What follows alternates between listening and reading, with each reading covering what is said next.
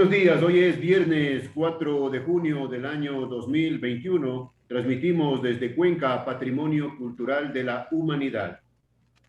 Hasta ahora estamos saludando y dando la más cordial bienvenida a dos profesionales.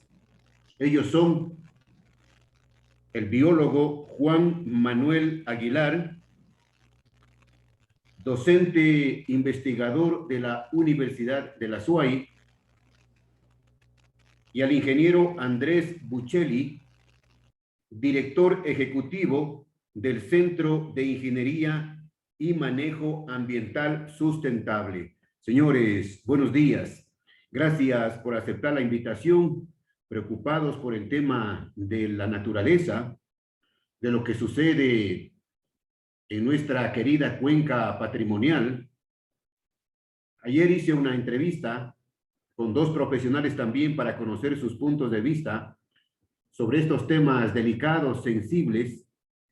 Hay preocupación en no todos los cuencanos, por supuesto, porque sería lindo que todos nos preocupáramos por el bienestar de la ciudad, por la conservación, pero lamentablemente son pocas las voces que se levantan para protestar cuando las cosas se hacen mal, en beneficio de pocos y, lógicamente, en provecho de los que sabemos. Queremos comenzar entonces este tema, la continuación de la entrevista de ayer, porque nos ha llamado la atención lo que está sucediendo en el río Machángara. Hubo un video también de la contaminación de las aguas, de lo que está sucediendo en una de sus orillas, a la altura del cuartel Cayambe. Ustedes también conocen perfectamente el tema. Comencemos entonces con el biólogo Juan Manuel Aguilar. ¿Cómo mira usted esta situación, Juan Manuel? Bueno, ¿qué tal, Jaime? ¿Qué tal con todos? Hola, Andrés. Eh, sí, bueno, aquí yo lo que he estado analizando, ¿no? He estado también viendo un poco este tema. Nosotros tenemos un río y una ribera que tiene que ser respetada por ordenanza, por legislación. Entonces, esta ribera muchas veces puede ser entendida desde varios puntos de vista, subjetivos todos. Eh, por ejemplo, recién vi un, un llamado a la ciudadanía de parte de Etapa, en el que sale un directivo, un técnico de Etapa, a decirnos cómo todos debemos reforestar y cuidar y hacer todo esto, que en cierta forma está bien que nos den el mensaje, ¿no? Pero que en cierta forma es su tarea, ¿no? Entonces, no pueden echarnos a nosotros del muerto porque igual está en su rol como manejadores tomar estas iniciativas. Está bien que nos digan, pero también que nos den los mecanismos. Asimismo, como usted menciona, hay mucha gente que está preocupada por el ambiente, pero muchas veces no hay los mecanismos, ya Que sean prediquen, legales. Juan Manuel, que prediquen con el ejemplo. Sí, que se predique con... Ahí está Cocha, pues, lo que hicieron. Justamente el tema de Lincocha trasciende un poco, ¿no? Bueno, ese es un tema un poco delicado. Si vamos aguas abajo, ¿no? Y llegamos a Machángara para seguir con la idea que iba, nosotros tenemos una orilla de río y tenemos un río. Y los eventos que tuvimos recientes de inundaciones nos demuestran que el río no es una quebrada, no es una línea que va por el centro de ese canal.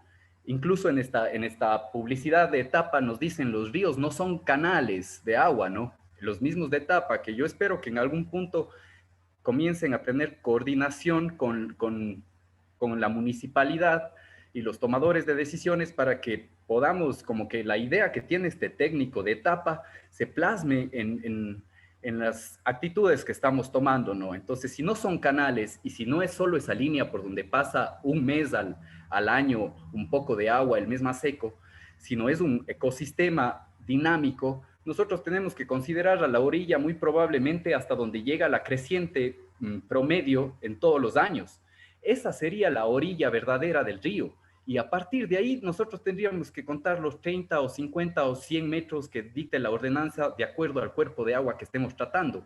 Entonces, en este caso es un río, no sé qué tan urbano es eso, pero son entre 30 o 50 metros, me parece. Y, Y si nosotros, claro, consideramos y hacemos una línea en el centro del río, desde el centro del río hasta la carretera, obviamente hay 30 metros o mucho más. Pero si nos vamos a los eventos de las crecientes que nos demuestran que el río es más grande que esa simple quebradita que está ahí en septiembre cuando no llueve, pues los proyectos, la orilla del río realmente tiene que respetarse y tiene que ser mucho más amplia, y las consecuencias de este irrespeto, de esta poca lógica en cuanto a entender el río, esta poca coordinación entre ideas de técnicos y de constructores, voy a decirlo así, Y la política, y y la la política, política. sí, los tomadores de decisiones, esa poca coherencia, la capacidad parece que está reducida en cuanto a información, ¿no? Entonces, si el técnico de etapa sabe muy bien el tema, pero los tomadores de decisiones hacen todo lo contrario. Entonces, lo mismo pasa, bueno, esto aquí entre paréntesis, Jaime, un acuerdo, estos acuerdos en el aire que tienen los gobiernos con las constructoras, el caso de Lincocha, ¿no? Bastante delicado, nuestro alcalde no se ha pronunciado al respecto, pero, pero se llama a colación el caso de Quito, ¿no? En donde un tema con una constructora, donde el municipio se dio permisos, se dio terrenos, hizo estos favores de adelantado a estas constructoras, le costó el cargo al alcalde. O sea, se venían acumulando cosas y una cosa de mal manejo ambiental, de un bosque que estaba medio protegido, de uno de los últimos bosques de un cerro que tienen ahí en Quito, le costó básicamente al alcalde. Fue la gota que derramó el vaso para que se tomen ya decisiones de consejo. Entonces, por acá creo que estaríamos medio encaminados a una situación similar, ¿no? Porque solo se continúan tomando malas decisiones. Ellos sí lo saben, sí manejan, y más que nada, para cerrar un poco mi intervención inicial, metemos a la función pública, a los bomberos, que es una institución tan necesaria, a etapa, que también tiene que estar velando por nuestros recursos hídricos, al municipio, que tiene que estar preocupado de tomar buenas decisiones para que nosotros mismos no le caigamos encima en cosas como estar en demandas, en juicios, en mediaciones. Entonces están preocupados de otras situaciones ajenas a su rol. Entonces, esta es la situación que me preocupa, ¿no? Realmente yo creo que estamos con una inoperancia institucionalizada en Cuenca. Y la Vengo de, gente, vengo de territorios. Y la gente, Juan Manuel, y la gente, Juan Manuel, ya está a punto de explotar frente a este tipo de arbitrariedades, dejar hacer, dejar pasar, que protesten nomás porque el día de mañana ya se cansan y se olvidan. O sea, es cómico, ¿no? Cómo se deja hacer una cosa, pero alguien modifica la fachada y le cae enseguida la cuestión, ¿no? Entonces, a ver, tengamos coherencia, tratémonos a todos por igual, tratemos al ambiente con los derechos que se han garantizado en la Constitución. Vengo, le contaba de ambientes, de paisajes vecinos de la provincia del Cañar, donde están secando lagunas a razón de hacer potreros para comunidades, y ellos no tienen en cuenta que este recurso es su futuro, ¿no? Entonces, que no nos pase lo mismo acá, tratemos de ayudar también al Cañar, de meter mano, de meter boca, porque la cosa, o sea, no es que estamos aislados, es un ecosistema, todo está interconectado y todos funcionamos interrelacionados y dependientes de estos recursos. Si afectamos en un lado, muy probablemente nos caiga también a nosotros la consecuencia. Entonces es una cosa de territorio en donde tenemos que comenzar a dar ejemplos. Si bien Cuenca está bien ordenada, bien organizada, tiene gente muy capaz, pues comenzar a dar el ejemplo y que se replique esto en nuestras comunidades vecinas y que podamos hacer una mejor sociedad, más gobernable, más tranquila, ¿no? Pero si estamos con este desorden institucionalizado, pues yo veo que en general la información se malentiende, se malinterpreta, se mueve por un lado, por otro, y, y no llegamos a hacer las cosas que se necesitan realmente para el Ecuador, ¿no? Bien, gracias a Juan Manuel Aguilar su punto de vista. Ahora con el ingeniero Andrés Buccelli Peña. Ingeniero, ¿cómo mira usted esta situación que va de mal en peor? Buenos días, mi estimado Jaime, Juan Manuel, un gusto compartir el espacio y un saludo a toda la ciudadanía que nos ve y nos escucha por este medio. Eh, Jaime, con este nivel realmente de alarma, de preocupación, porque como bien se ha dicho en su intervención y tanto también la de Juan Manuel, realmente es un tema de reincidencia, de seguir cometiendo errores, de desconocimiento, de inobservancia o simplemente de no querer acatar lo que dicen las normas, que están ahí por un sentido, por una lógica, ¿no? Y con esto realmente no es que valga la pena aclarar esta situación, ¿no? Porque como bien usted indicaba en su intervención inicial, lamentablemente pocos realmente somos los que estamos de alguna manera, sí, velando, haciendo una fiscalización, si se puede llamar de esta manera, de los procesos de gestión, de administración y ejecución que se están realizando en la ciudad en general. Porque lamentablemente mucho se deja pasar, se deja hacer y simplemente se aceptan las circunstancias. Y obviamente después, de igual forma, nos toca eh, pagar las consecuencias de estos malos actos a la final. Entonces, por eso es importante aclarar y decir también que no nos oponemos de ninguna manera al desarrollo, al crecimiento. Vea, estamos pasando por una coyuntura tan grave como es este tema de la pandemia y necesariamente es urgente una reactivación, ¿sí? de la sociedad en general, de la economía, muy necesaria, la generación de empleo incluso, ¿no? Siempre y cuando, pero, por supuesto, se cumpla primero con la ley, pues, y los principios, y en este caso, de lo que estamos tratando específicamente de lo que es la planificación y el ordenamiento del territorio. Sí, porque el territorio es el resultado de una interacción heterogénea, ¿sí? Entre lo que es la sociedad, la economía, el tema político y ambiental necesariamente, pero debe haber una armonía lógica para que éstas se puedan, digamos, interactuar eh, de esa manera armónica.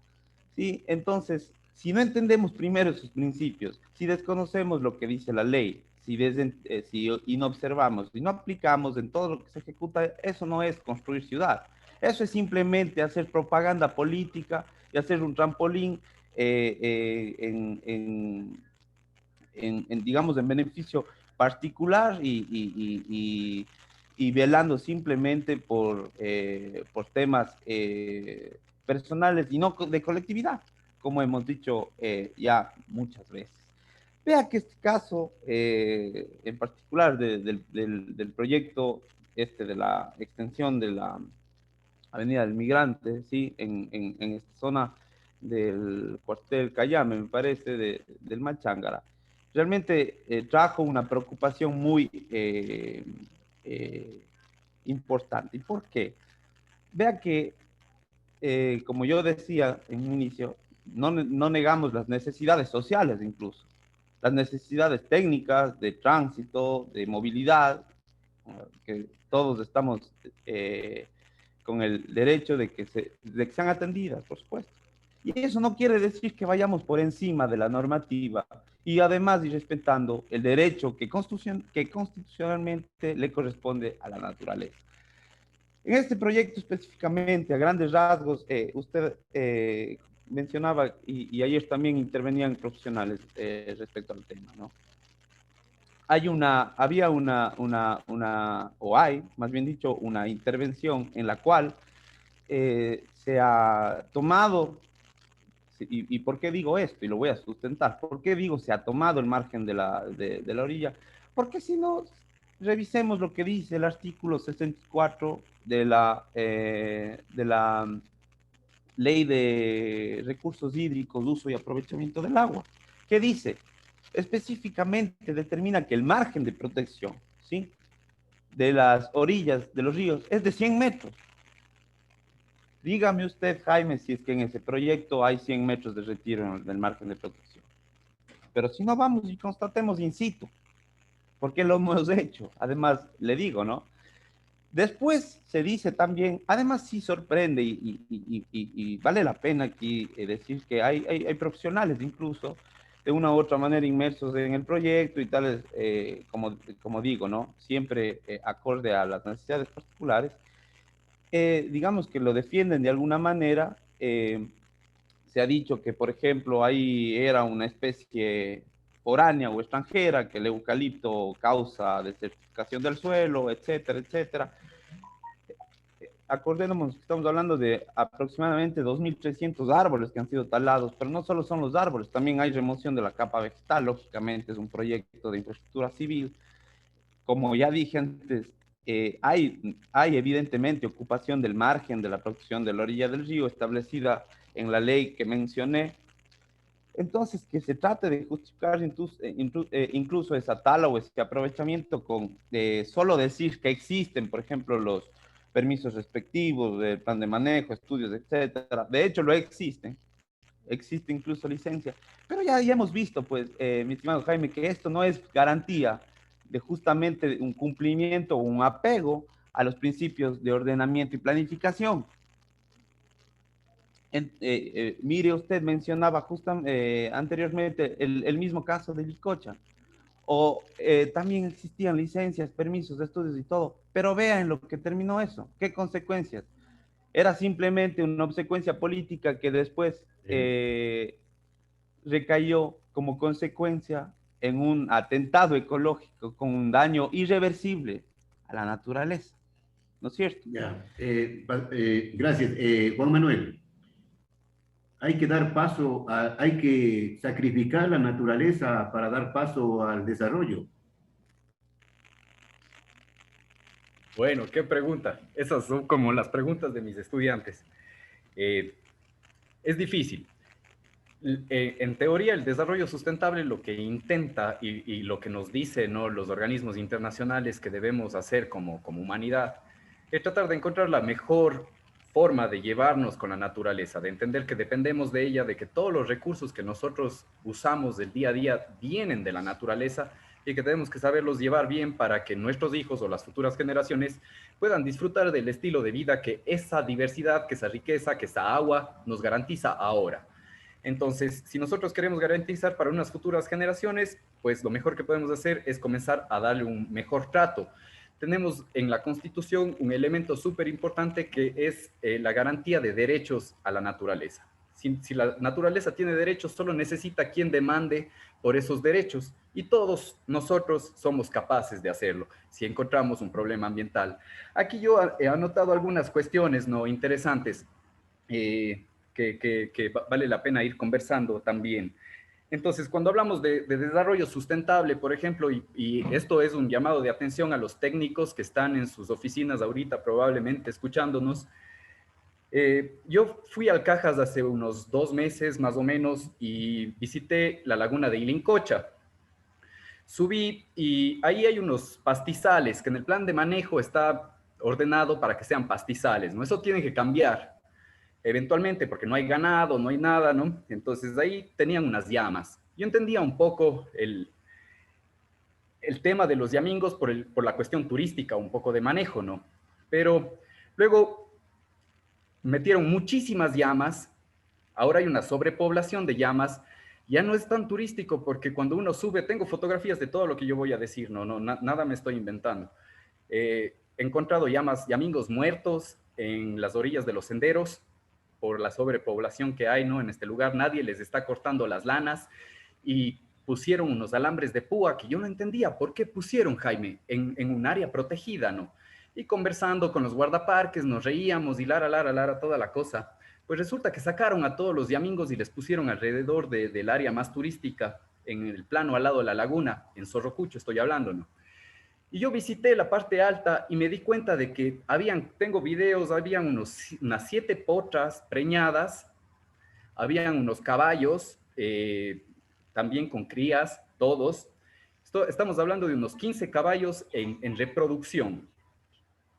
Yo hice llegar a esta información a la gente del Parque Nacional Cajas y me dijeron que son caballos de uso del parque, para los guardaparques. Entonces, yo aquí me pregunto si estamos en realidad con un criadero de caballos allá arriba o si están realmente funcionando esos caballos para los guardaparques. Porque en cuanto a recorridos, podemos ver que los guardaparques no hacen recorridos, no salen a Ilincocha, no salen arriba, menos aún los técnicos. Si los guardaparques bien lo hacen a pie. Entonces, estos caballos no tienen razón de ser y me parecería, yo espero que ya lo hayan retirado porque les hice llegar bien clara o sea, imágenes con videos, Jaime, hago yo mis denuncias a las personas que estaban criando caballos en un parque nacional. No me pregunte de quién son, si eran de alguien, eso ellos tenían que haberle dado seguimiento. Yo les hice la denuncia y me dieron un es que, estas justificaciones que como sociedad nos estamos acostumbrando a tomar, ¿no? Eso por un lado. Luego digo, vean, los yamingos se comen estas flores de las que se alimenta el colibrí, que solo vive en el Cajas, endémico del Cajas, solo vive ahí, y los yamingos están comiendo las flores de este colibrí. Porfa, saquen los yamingos. Se están dejando sin alimento. Se están quedando sin alimento a tal punto de que el mejor lugar para ver a este colibrí ya no es el Cajas, son lugares fuera donde no hay yamingos, Jaime. Entonces, eso por un lado. Por otro, estamos enfrentándonos una desaparición de anfibios, que eso hay que investigar realmente, porque yo que estudio las aves, hay aves que se alimentan de anfibios en el páramo, y hay un grupo de gente que está estudiando los anfibios del Cajas. Lamentablemente hay una pandemia de anfibios y ellos están manejando con las manos desnudas, incluso publicando fotos en sus redes sociales, y tengo capturas de pantalla de ellos mismos mostrándonos el dato de cómo está afectando la pandemia que pasa por tacto, con una foto de ellos sosteniendo con la mano desnuda el sapo. Entonces, a lo mejor son los mismos investigadores y técnicos del área protegida los que están llevando este declive poblacional. Irresponsabilidad absoluta. Juan Manuel, este tema es sumamente interesante que vamos a dejar para una próxima, para que nos explique en detalle lo que está sucediendo con los temas de la flora y la fauna en el Cajas. Y en honor al tiempo, le quiero consultar al ingeniero Buccelli. En honor al tiempo, tenemos pocos minutos. En honor al tiempo, ingeniero Buccelli, ya la gente se pregunta, ¿y cuándo intervienen las universidades? ¿Cuándo intervienen las cámaras? ¿Cuándo dicen algo sobre lo que está sucediendo en Cuenca con los ríos, con las naturalezas, con los espacios verdes abandonados, sin mantenimiento? Jaime, realmente es un tema que nos preocupa sobremanera. Y bien que usted lo menciona, y gracias por eso. Realmente son esas instituciones quienes están en la obligación, pues, de justamente velar por eso y de pronunciarse. Como bien usted indica, es la academia también, desde la academia. ¿Dónde están las universidades de Cuenca? ¿Qué están haciendo las universidades más importantes que existen en Cuenca? De donde se genera el conocimiento, que es la base de los profesionales que gradúan, que luego están interviniendo en esta clase de proyectos, o luego están incluso administrando la ciudad. ¿Dónde ¿Por qué callan, Andrés? La gente dice, ¿por qué callan frente al desastre? Por supuesto, ¿Por qué callan? Sabemos, porque lamentablemente no sabemos cuáles son, ¿sí?, los intereses que realmente defienden. ¿Sí? Esto está clarísimo y es evidente. Y por supuesto, entonces, hay que hacer el llamado de atención con firmeza y con toda la frontalidad a las autoridades, porque realmente deberían responder. La gente, la ciudadanía, mucha, está cansada de este proceder, incluso con prepotencia, le digo con toda sinceridad, con ese importismo de que, bueno, aquí se ha manejado de esta forma y así lo vamos a seguir así. Bien. Y eso no puede ser. Bien. No puede ser, por lo tanto, es necesario que respondan, Jaime. ¿Qué están haciendo? ¿Por qué tan indolente descuido en parques, en orillas del río? Vea que yo no me estoy inventando. Usted mismo como investigador sabrá que lo que estamos aquí diciendo, lo que decía Juan Manuel, es una realidad frustrante, decepcionante totalmente. ¿Cómo están manejando? Todos los días se deteriora el patrimonio cultural y natural de Cuenca, sin que se haga absolutamente nada, y eso no puede ser posible. Bien, finalmente a Juan Manuel Aguilar, sobre el mismo tema, ¿no?, de la indolencia, del quemi-importismo, del dejar hacer, dejar pasar, los cuencanos se preguntan, bueno, ¿y hasta cuándo permitimos que el alcalde y los concejales se encojan de hombros frente a lo que sucede en Cuenca? ¿Hasta cuándo ganan sueldos que pagamos los ciudadanos y pagamos con impuestos mensualmente, porque eso no podemos evadir, eso no podemos dejar para luego, y a cambio, ¿qué se recibe? Bueno, Jaime, sí hay un importismo, ¿no? Yo escuché alguna vez de uno de estos ministros, de los varios que tuvimos, que, o sea, pidiéndole a la gente que trabaja para él del ministerio, salgan de sus camas, hagan algo. O sea, por favor, no puede ser posible que en Ilincocha los mismos técnicos que sabían que estaba mal esto hayan dejado que pase. Y si no dejaron que pase y no sabían, hagan algo, salgan al campo, por favor, están manejando un área protegida. El mismo alcalde fue a colocar la primera piedra en Irincocha. Bueno, Jaime, yo del alcalde realmente ya no creo que no es conveniente hablar porque yo creo que políticamente ya no creo que tenga más futuro.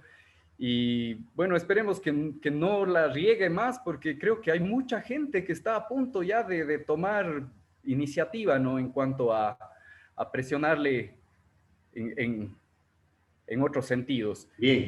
A mí lo que más me preocupa, Jaime, y le dejo como para cerrar esta intervención, es que simplemente los ciudadanos estamos opinando mucho en redes sociales. Y mi madre alguna vez me dijo, deja de opinar y de criticar y ponte a hacer las cosas. Manos Entonces, a la obra, manos a la obra. De las redes sociales, bien, juntémonos, las cosas se pueden hacer. Bien, gracias. Se nos acabó el tiempo. Gracias al ingeniero Andrés Buccelli Peña y al biólogo Juan Manuel Aguilar. Mil gracias por sus aportes. Desde siempre y hasta siempre. A ustedes, gracias. Un saludo.